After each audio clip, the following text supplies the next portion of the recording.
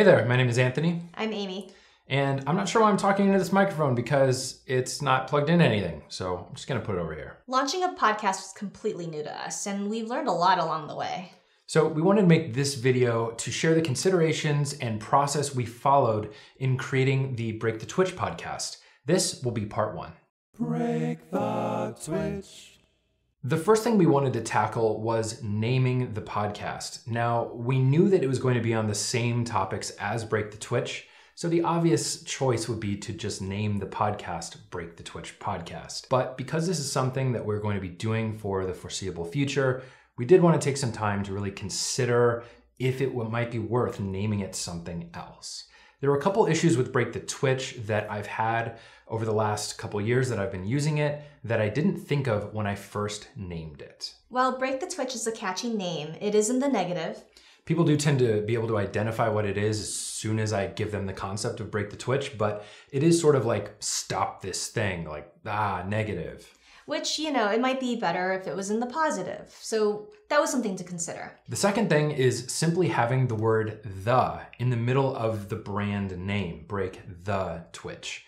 It gets in the way of search queries. So you can type in break the, and then Twitch will not even be a suggestion yet, even though this has been a thing for 3 or 4 years.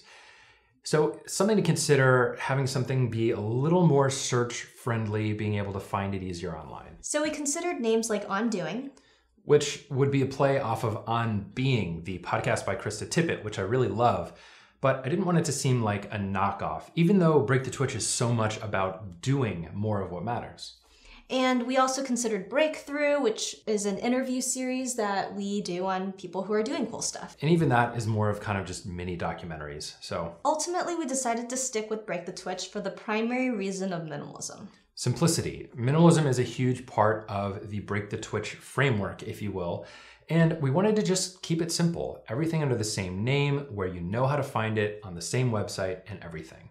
Speaking of minimalism, so that's how we landed on calling the podcast Break the Twitch. It will be all about minimalism, habits, and creativity, minimizing distractions, and doing more of what matters. Another consideration was frequency.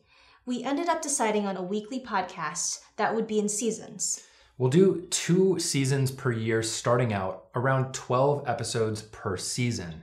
That will give us time to work on other Break the Twitch projects in between and really prepare to do the best podcast possible each time we do a new season. In terms of the actual format of the show, there are a lot of different things to consider. There are narrative style podcasts, conversational, interview style podcasts, and for this, we really wanted it to be more towards the conversational/interview style of podcast. Most of the episodes are going to be with a guest that hasn't been on the channel before, but we're going to do some episodes together as well, and we'll do some question and answer episodes where we just go through and answer your questions. Speaking of questions, we thought it'd be fun for each of the interview guests to add a question of their own into the jar for future podcast guests to answer. At the end of each episode, they'll reach in, answer one of these questions from the bowl. And here's the thing, we'd love to add your questions for podcast guests into this bowl as well. So if you have any general questions you'd like us to be asking guests, go ahead and put them in the comments of this video and we'll add them to the bowl. It's really a vase. Vase. It may change. And of course, there's the cover art, which Anthony designed. You want your podcast cover to stand out as much as possible, so I went big and bold with the Break the Twitch brand. You can check it out right here. Genius. Now for Anthony's favorite part. For the podcast, I wanted to design a new sound signature, something fresh, specifically for the show. There were 2 things I wanted to include. One, the original concept of Break the Twitch. And then the boogie woogie style of blues that I really love playing.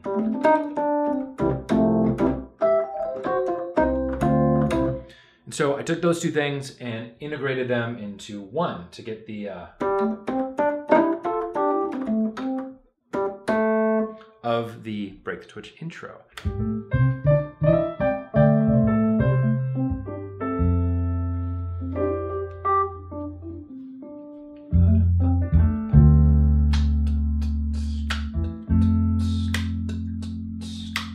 You don't necessarily need to write your own music for a podcast, but I do think it's really good to have your own consistent sound signatures so that people can get used to it, even if it's just 10 or 15 seconds. So the name, the format, frequency, cover art, the jingle, these are all things we considered in launching this podcast. Turns out that wasn't actually the hardest part. There were a lot of technical challenges that came up, and then it was also finding out all of the gear and the different things that we wanted to use. So in part 2 of this video, we're going to be sharing exactly what we use and all of the different systems and things that we needed to set up to get this podcast started. Of course, if you want to see the next video in this series and future episodes of the podcast, you can click right here to subscribe on YouTube or check out another video. I think that's all we got, huh? All right, we'll see you in the next one.